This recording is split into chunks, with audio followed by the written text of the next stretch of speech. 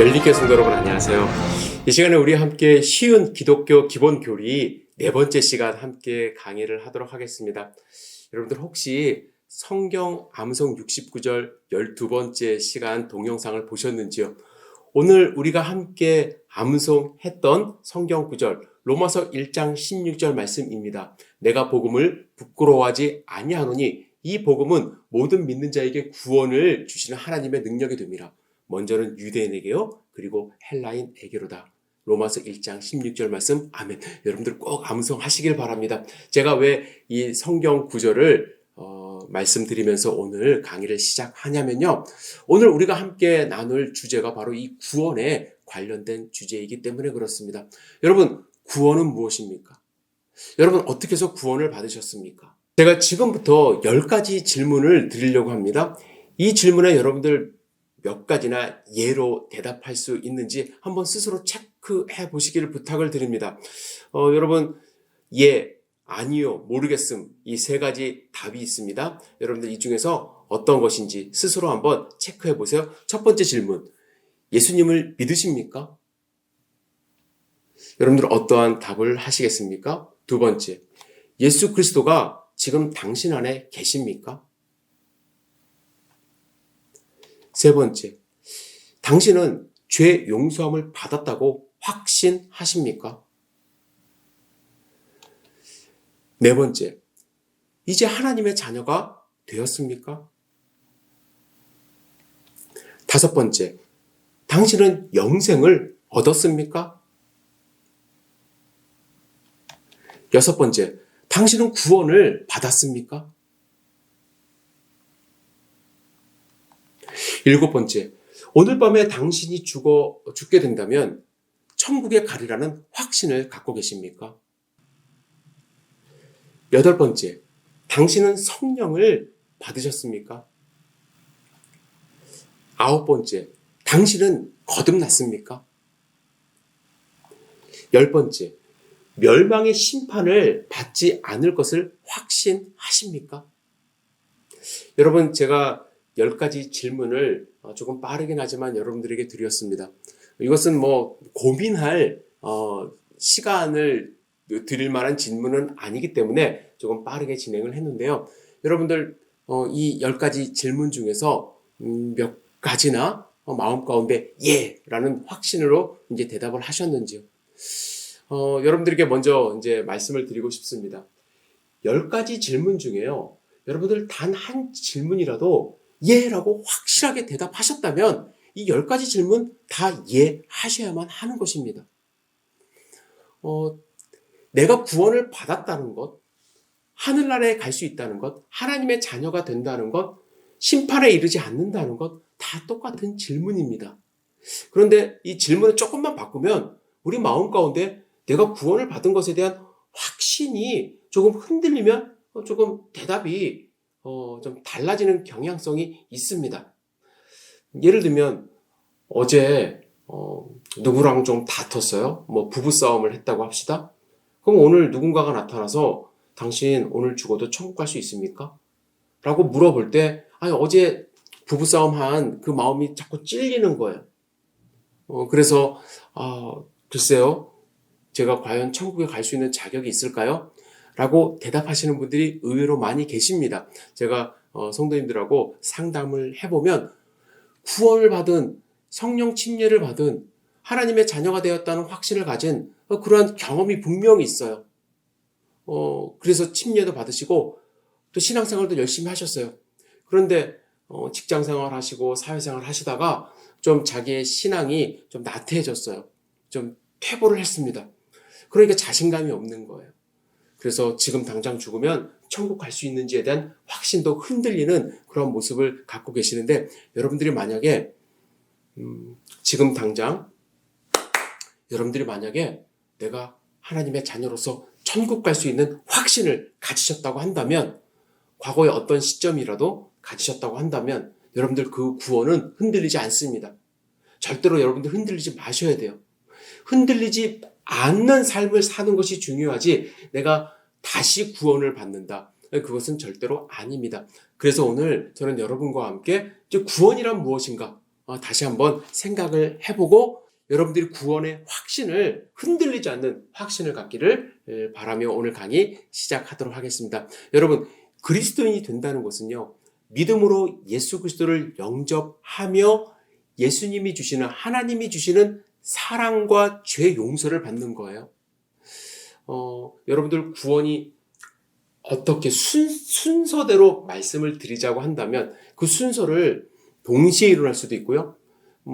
사람마다 조금 경험이 다를 수도 있고 느낌이 다를 수도 있지만 교리적으로 순서를 좀 말씀을 드리면 성령 하나님이 우리의 마음을 움직여 주십니다.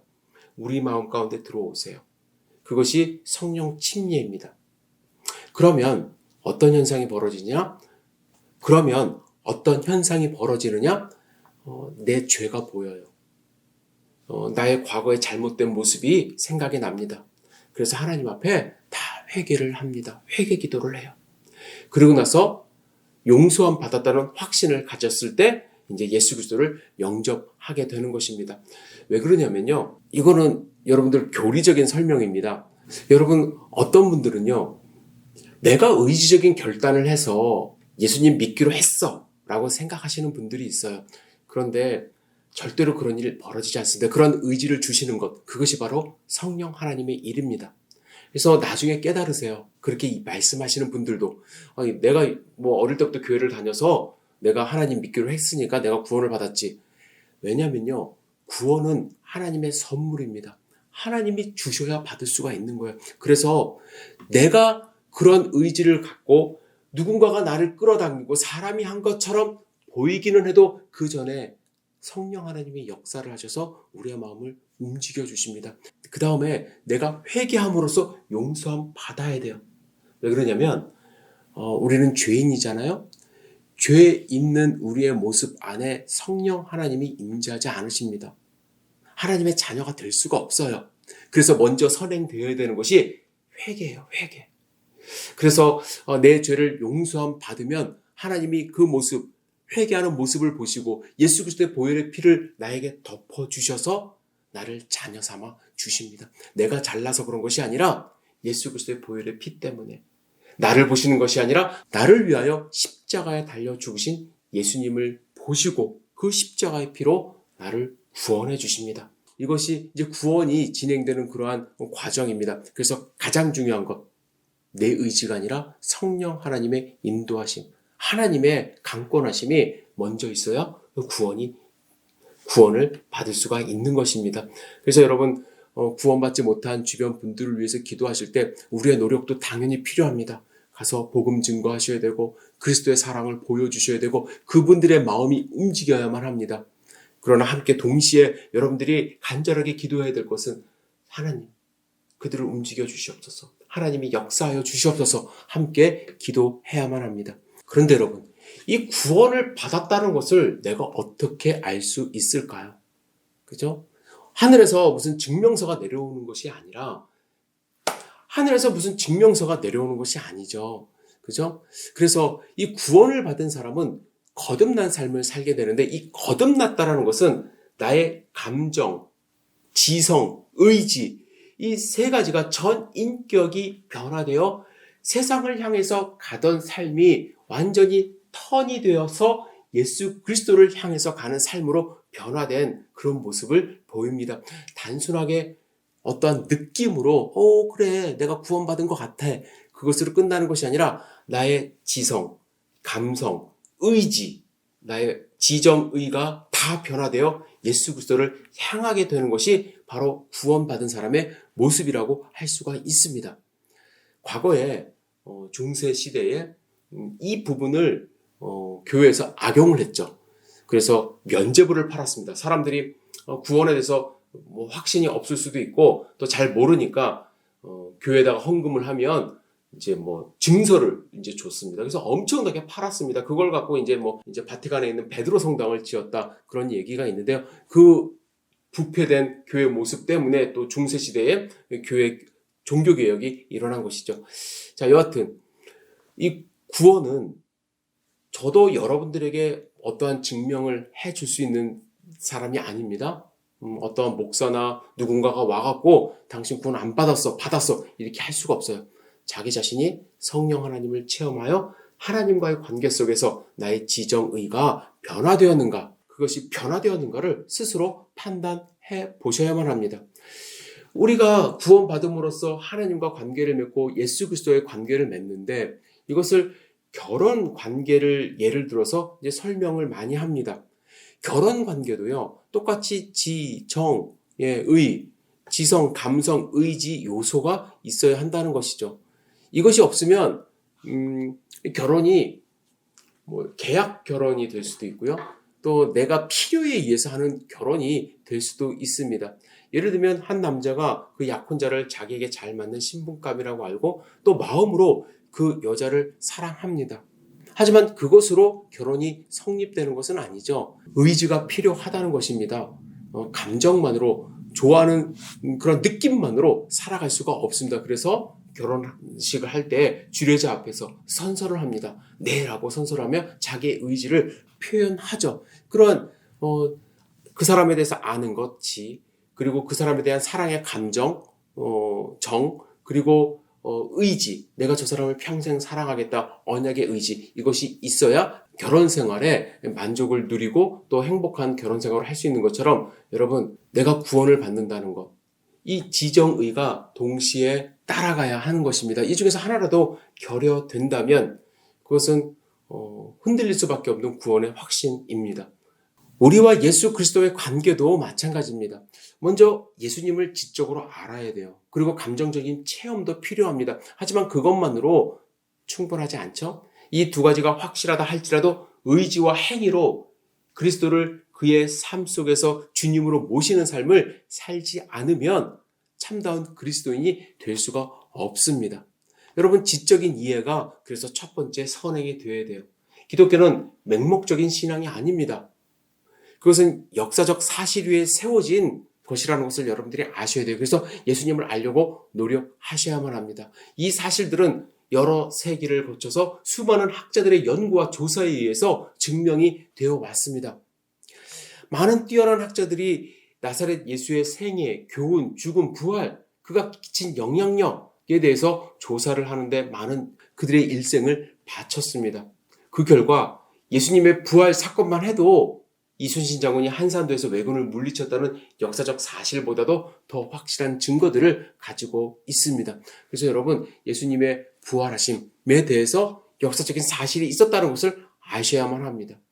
에드윈 셀윈 교수는 이렇게 이야기를 합니다. 그리스도가 장사되었다가 사흘 만에 육체적으로 다시 살아난 사실은 지상에서 그를 알고 있었던 사람들로 하여금 그리스도와 새로운 관계를 갖게 했다. 그리고 그의 부활 사건은 아무도 부인할 수 없는 역사적인 증거를 가지고 있다. 맞습니다. 예수 그리스도의 부활은 신화가 아닙니다. 지적으로 우리가 알 수 있는 부분이 충분히 있습니다. 그것을 아셔야만 합니다. 받아들이셔야만 합니다. 예수님의 부활 소식은 신약시대 교회의 혁명적인 메시지였을 뿐만 아니라 오늘날에도 혁명적인 메시지입니다. 그것은 역사적인 사실이기 때문에 그렇습니다. 교회는, 기독교는 역사적인 사실 위에 기초된 종교라는 것을 여러분들이 아셔야만 합니다. 예수님은 역사적으로 실제하신 분이고 성경에 나와 있는 모든 내용은 사실임을 우리가 아셔야만 합니다. 구원을 받는다는 것은 이러한 지적인 이해뿐만 아니라 두 번째로 감정적인 체험이 분명히 있어야만 합니다. 여러분, 감정이란 무엇입니까? 어떤 특정한 행위나 사건 또는 이 경험에 대한 느낌이나 반응을 이야기를 합니다. 사람에게는 이 감정이 있습니다. 그래서 복음을 듣고 예수님에 대한 사실을 알고 그를 믿는 과정에는 반드시 자기만의 독특한 이 감정적인 변화를 경험하셔야만 합니다. 그래, 예수님 알았어. 내가 구원받았어. 근데 감정적으로 전혀 어떤 기쁘다든지, 내 죄를 알게 돼서 슬프다든지, 환희에 찬다든지, 이런 경험이, 없다면 한번 돌이켜 보셔야만 합니다. 그러나 감정에는 여러 가지 형태가 있죠? 이러한 감정을 제대로 구분하지 못하면 하나님과의 관계에서 이제 혼란을 일으킬 때가 있습니다. 여러분, 사도행전을 보시면 같은 설교를 듣고 두 가지 극단적인 이제 반응이 나타나는 것을 우리는 발견할 수가 있습니다.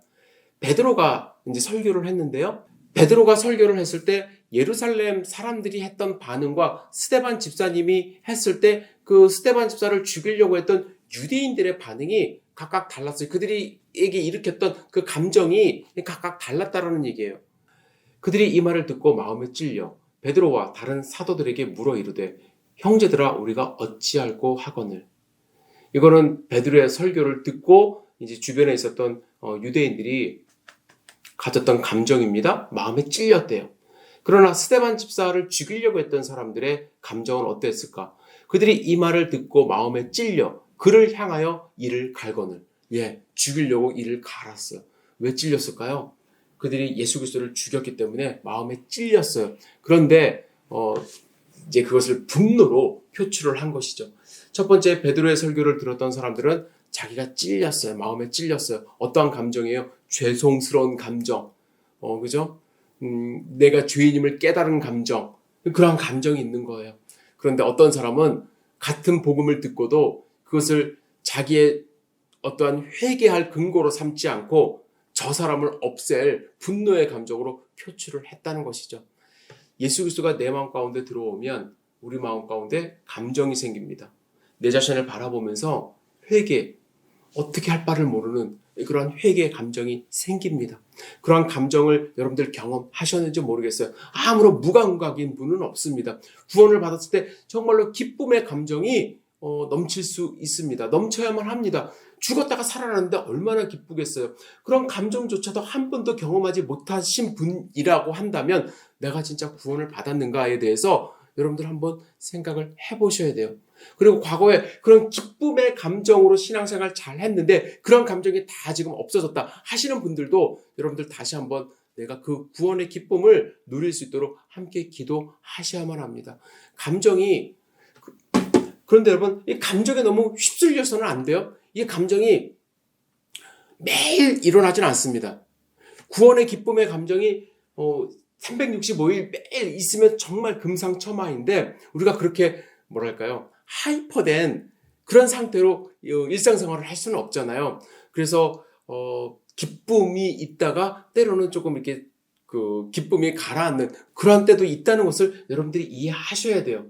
안 그러면은 어떠한 생각이 드냐면 내가 구원을 받았는데 왜 내 기쁨이 다 어디 갔지? 하나님이 없어진 거 아니야?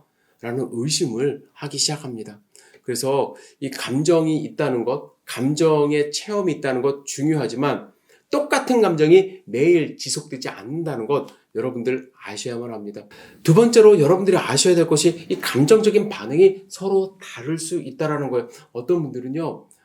정말 매일같이 기쁨의 삶을 살 수가 있고요. 또 어떤 분들은 자기의 잘못된 과거를 이제 들춰내면서 눈물로 회개하는 그런 감정을 하나님이 주실 수도 있습니다. 서로가 느끼는 감정이 조금 다르다고 이제 구원이 아닌 것은 아니에요. 그죠? 어떤 분은 지적으로 더 궁금증이 이제 살아나서 예수님을 더 알려고 노력하시는 분들이 있고요. 어떤 분들은 늘 찬송하며 외향적으로 이렇게 표현하시는 분들이 있습니다. 그래서 감정적인 반응은 서로 다르다는 것을 여러분들이 아셔야 되는데 문제는 이 감정에 의존해서는 안 된다는 거예요. 그죠? 어떤 분들은 부흥회 혹은 기도원을 꼭 가십니다. 정기적으로 가시고 너무 자주 가세요. 왜 그러냐면 본인이 처음에 받았던 그 구원의 느낌, 성령 체험의 느낌, 그 느낌을 얻고 싶어서. 그래서 기도원을 가서 이제 굴 속에 들어가서 기도를 해야 어떤 감정이 살아난다는 생각을 하십니다. 그런데 물론 우리가 정기적으로 가서 그 성령 충만을 경험하고 다시 열심히 기도하는 것까지는 좋은데 그것만 쫓아다니면 평소에 우리의 삶 속에서 하나님의 말씀을 놓치는 경우가 너무나도 많아요. 하나님은 이 말씀 속에서 주시는 하나님의 음성을 듣고 실천하기를 원합니다.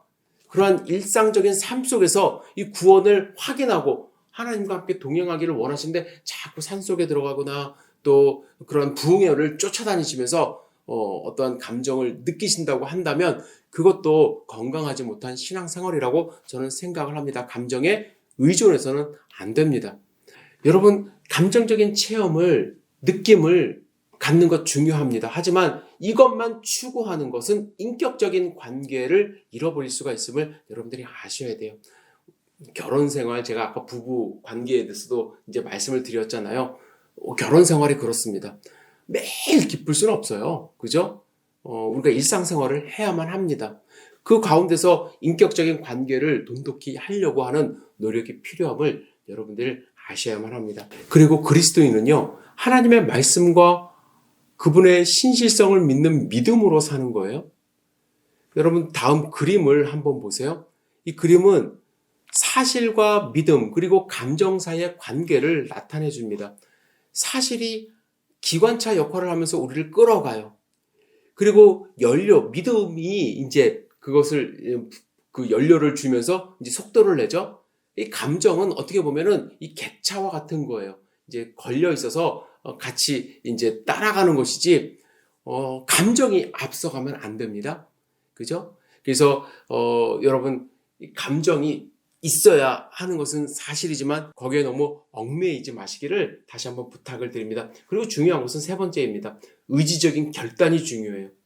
그리스도인이 되는 것과 그리스도임을 확신하는 데는요, 여러분, 지성과 감성 외에 의지가 포함되어야만 합니다. 예수님은 우리가 구원의 확신을 갖는 데 있어서 인간의 의지의 중요성을 강조하셨어요. 그리고 그리스도인이 예수님을 믿고 따르기 위해서는 어떤 형태든 간에 의지적인 결단이 필요해요. 느낌만으로는 우리는 못 살아요. 내 의지가 따라가야만 합니다. 많은 그리스도인들이 구원을 받았음에도 불구하고 구원받은지 모르고 살아가는 경우도 많이 있고요. 나는 언제 구원을 받았는지 모르겠어 라고 살아가시는 분들이 너무나도 많습니다. 왜 그런지 아세요? 결단이 없어서 그래요. 결단. 그리고 그 결단을 행동에 옮기지 않아서 그렇습니다. 예수님은 젊은 관원에게 의지적 결단을 요구를 하셨어요. 그죠? 모든 것을 버려두고 나를 따르라고 하셨어요.